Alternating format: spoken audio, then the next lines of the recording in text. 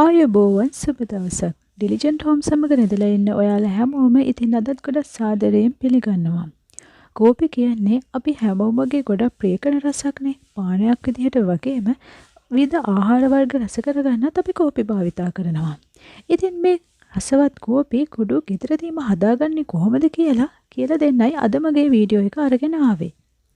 Beef කාණ්ඩයේ විටමීන කනිජ ලවණ වගේම අධික caffeine ප්‍රමාණයක් තියෙන මේ කෝපි අපේ දියවැඩියා රෝග පාලනයට වගේම විශේෂයෙන්ම හෘද රෝග පාලනයට ගොඩක් උපකාරී වෙනවා. ඉතින් ඒ විතරක් නෙමෙයි මානසික ආතතිය විෂාදය වගේම ශාරීරික විඩාව තෙහෙට්ටුව නිවා ගන්නත් මේ කෝපි අපිට උපකාරී වෙනවා. ඔයාලට මහන්සියක් දැනෙන වෙලාවක මද උණුසුමට කෝපි කෝප්පයක් බීලා බලන්නකො කොච්චර සුවදායක බවක් ලැබෙයිද කියලා. ගෘහාශ්‍රිතව කෝපි ගහක් දෙකක් වගා කරගෙන පරිභෝජනයට ගන්න අය වගේම මහා පරිමාණයෙන් කෝපි වගා කරලා වෙළඳාම් කරන අයත් ගොඩක් ඉන්නවා. ඉතින් ඒ කොහොම වුණත් කෝපි ගහක් දෙකක් ගෙවත්තේ වගා කරගන්න පුළුවන් නම් අපේ ගෙදර තියෙන කෝපි අවශ්‍යතාවය ඒකෙන්ම අපිට සම්පූර්ණ කරගන්න පුළුවන්. මේ කෝපි මල් පිපෙන කාලෙට මුළු පළාතම හරිම සුවඳයි. ඔයා කෝපි ටිකක් වේලනවා නම් ඔයාට පුළුවන් මේ වගේ තැටියක දාලා හොඳ තද අවුවේ වේල ගන්න. සාමාන්‍යයෙන් සතියක් විතර වගේ හොඳට කළු වෙනකම් වේල ගන්න ඕනේ. ඒ වගේම තමයි ඔයා සැලකිලිමත් වෙන්න ඕනේ තවත් දෙයක්. ඔයා කෝපි කඩනකොට මේ වගේ හොඳට රතුවට පැහුණු හොඳ ගෙඩි තෝරගන්න ඕනේ. අමු ගෙඩි කොළ පාට ගෙඩි තෝරගත්තොත් ඔයාගේ කෝපි වල තියෙන ගුණාත්මක බව ගොඩක් අඩු වෙනවා. ඔයා ළඟ කෝපි ගොඩක් තියෙනවා නම් එලිමහන තැනක හරි මේ විදිහට කොන්ක්‍රීට් එකක් උඩට දාලා හරි හොඳට වේල ගන්න පුළුවන්. එතනදී ඔයාට ලැබෙන තවත් විශේෂ වාසියක් තමයි වංගෙඩියක් භාවිතා නොකර මෙතන තියෙද්දිම ගලකින් අඹරලා ඔයාට මේ පොතු ටික ඉවත් කරගන්න පුළුවන්. ඉතින් මම නම් පාවිච්චි කරන්නේ වංගෙඩියක්. ග්‍රයින්ඩර් එකට වඩා මේ වෙලාවේදී වංගෙඩියක් තමයි වඩා සුදුසු වෙන්නේ. එහෙම නැත්නම් ඔයා මහා පරිමාණයෙන් මේ කෝපි කොටන කෙනෙක් නම් අලවිය සඳහා සූදානම් කරන කෙනෙක් නම් ඔයාට පුළුවන් ඒ වගේ කෝපි කොටන තැනකට දීලා කෝපි ටික කොටා ගන්න. මේ විදිහට පරිස්සමින් ඉවසීමෙන් කෝපි ටික කොටා ගන්න ඕනේ. ගොඩක් තදට කොටන්න නැතුව හිමීට කොටන්න ඕනේ. එහෙම නැති වුණොත් මේ පොත්තත් එක්කම කෝපි යටෙත් කුඩු වෙලා යන්න පුළුවන්. එහෙම වුණොත් අපිට ඒක ලොකු අවාසියක් වෙනවනේ. සාමාන්‍යයෙන් අපිට කෝපි අස්වැන්නක් ලබා ගන්න පුළුවන් වෙන්නේ අවුරුද්දේ නොවැම්බර් සිට පෙබරවාරි මාර්තු දක්වා පමණ කාලය. ඉතින් ඔයා කෝපියට ව්‍යාපාරයක් විදිහට කරන්න බලාපොරොත්තු වෙමින් ඉන්න කෙනෙක් නම් ඔයාට ඒ කාලෙට කෝපි එකතු කරලා මේ විදිහට හොඳට වේලලා පොලිසැක්කුරවල දාලා වෙළඳපොළ කෝපි අඩු වෙලා මිල වැඩි වෙන කාලෙ වෙනකන් තියාගන්නත් පුළුවන්. එහෙම නැත්නම් මේ විදිහට කෝපි කොටලා පොලිසැක්කුරවල දාලා හුලන් වදින ජල වාෂ්පන රැඳෙන විදිහට පුස්සල්ලන්නේ නැති විදිහට තියාගන්නත් පුළුවන්. මේ තියෙන්නේ මම මේ විදිහට කොටමින් ඉන්න කෝපි ටික මේ විදිහට හිමීට පරිස්සමෙන් කෝපි ටික කොටා ගන්න ඕනේ. එහෙම නැති වුණොත් පොතුත් එක්කම කෝපි ඇට ටික කුඩු වෙලා ගියොත් අපේ මහන්සිය අපතේ යනවා. ඉතින් මේ විදිහට පොඩි වෙලාවක් අරගෙන ඉවසීමෙන් මේ වැඩේ කරා කියලා පාඩුවක් වෙන්නේ නැහැ. අපිට විශ්වාසවන්තව පිරිසිදුව වගේම සෞඛ්‍ය ආරක්ෂිතව ගෙදර ඉඳන්ම කෝපි ටික කොටා ගන්න පුළුවන් වෙනවා. ඒ වගේම සාමාන්‍ය වෙළඳපොලේ කෝපි වලට ටිකක් වැඩි මුදලක් ගෙවන්නත් අපිට සිද්ධ වෙනවනේ. මේ විදිහට කොටන අතරතුරේදී ඇට පොතු ටික වෙන් කරගනිමින්ම කොටාගෙන යනවා නම් ඔයාට මේ වැඩේ ගොඩක් පහසු වෙයි.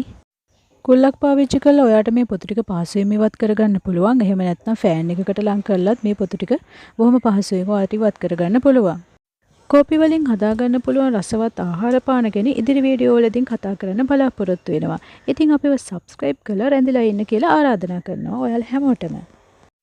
මේ තියෙන්නේ මම කොටලා හොඳට පොතු ඉවත් කරගත්ත ඇට ටික. අලු දුඹුරු පාටක් තමයි මේ ඇටවල තියෙන්නේ. තද කළු හෝ කොළ පාටට ඇට තියෙනවා නම් ඒව එච්චරම සුදුසු වෙන්නේ නැහැ. දැන් මේ ඇට ටික තාච්චියකට දාලා දුඹුරු කළු පැහැයක් එනකන් හොඳට බැද ගන්න ඕනේ. සාමාන්‍යයෙන් පැය භාගයක් පැයක් වගේ කාලයක් ගත වෙනවා. මේ සඳහා ඔයාලට චීන චට්ටි තාච්චිය, පෑන් එකක්, මැටි ඇතිලියක් එහෙමත් නැත්නම් රොටි තැටියක් උනත් පාවිච්චි කරන්න පුළුවන්. ගිනි අඟුරු මත තියලා බෙද ගන්නත් පුළුවන්. ගෑස් ලිපක් භාවිතා කරනවා නම් මද ගින්නේ බෙද ගන්නත් පුළුවන්. මේ විදිහට හොඳ කලත්තමින්ම බෙද ගන්න අමතක කරන්න එපා. එහෙම නැති වුණොත් එක පැත්තක් කළු වෙලා එක පැත්තක් අමුවට තියෙයි. විනාඩි 2ක් විතර ලිප ඔන් කරලා මේ විදිහට බෙදලා විනාඩි 5ක ලිප ඔෆ් කරලා ඒකේ රැඳුණු උණුසුමෙන් බෙදෙන්න තියන්න. නැවතත් විනාඩි 2ක් ලිප ඔන් කරලා බෙදලා විනාඩි 5ක් ඒක නිමෙන්න තියන්න. ඒ විදිහට මේ කෝපි ටික බෙදලා ඉවර වෙනකම්ම ඒ ක්‍රියාපිළිවෙල අනුගමනය කරන්න. මේ තියෙන්නේ මම මේ විදිහට බෙදගත්තු කෝපි ටික. මේ කෝපියට පිටපැත්තේ තවත් සියුම් පොත්තක් තියෙනවා. ඒ පොත්ත අයින් කරගන්න අපිට කපුරෙද්දක් භාවිතා කරලා හොඳට පිරිමැදලා ඉවත් කරගන්න පුළුවන්. මේ පොතු ටික ඉවත් කරගන්නත් කුල්ලක් හෝ ෆෑන් එකක් භාවිතා කරන්න පුළුවන්. මේ විදිහට පොතු ඉවත් කරලා වීදුරු හෝ ප්ලාස්ටික් බෝතලයක දාලා හොඳට පියන වහලා හුලන් නොවදින විදිහට තෙතමනය නොවැදෙන විදිහට සිසිල් වියලි අඳුරු ස්ථානයක ඔයාලට තියාගන්න පුළුවන්. ඔයාලට අවශ්‍ය වෙලාවක කොටලා ගන්නත් පුළුවන්. එහෙම නැත්නම් කොටලා තියාගන්නත් පුළුවන්. දැන් මම මේ කෝපියට වල පොතු ටික ඉවත් කරගෙන අවසానයි. දැන් මේ ටික හොඳට කොටා ගන්න ඕනේ. ග්‍රයින්ඩර් එකක් තමයි මම පාවිච්චි කරන්නේ. ඔයාලට වංගෙඩියක් උනත් පාවිච්චි කරන්න පුළුවන්. ඉතින් දැන් මම මේ කෝපි ටික කොටලා ඉවරයි. සියුම් සිදුරු සහිත පෙරණියක් අරගෙන හොඳට කෝපි ටික හලා ගන්න ඕනේ. කෙටිලා මදි කෝපි කෑලි තියෙනවා නම් නැවත වතාවක් කොටා ගන්නත් පුළුවන්. මේ කෝපි වල කුඩු වල ප්‍රමාණය අනුව කෝපි වර්ගයක් තියෙනවා. ඒ වගේම කෝපි පානයක් හදාගන්න විවිධ ක්‍රමත් තියෙනවා. අපි දැන් මේ කෝපි කුඩු ටික හලාගෙනත් අවසానයි. වීදුරු හෝ ප්ලාස්ටික් බෝතලයකට කෝපි කුඩු ටික දාලා හොඳට පියන වහලා තෙතමනය හුලන් නොවදින විදිහට සිසිල් වියලි වගේම අඳුරු ස්ථානයක තියාගන්න ඔයාලට පුළුවන්. ඒ වගේම ඕනෙම ආහාර පානයක් හදන්න දැන් භාවිතා කරන්නත් පුළුවන්. ඒ වගේම තමයි මේ කෝපි ටික ශීතකරණයේ තැබීම නම් සුදුසු දෙයක් නෙමෙයි.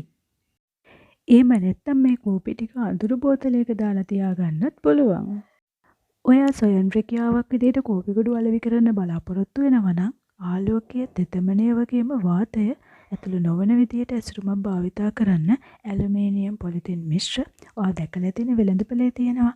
ඒ වගේ ඇසුරුමක් භාවිතා කරලා ඔයාට මේ කෝපි ටික අලෙවි කරන්න පුළුවන්. තවත් අලුත් වීඩියෝ එකකින් හමු වෙනතුරු ගිහින් එන්නම්. සුබ දවසක්.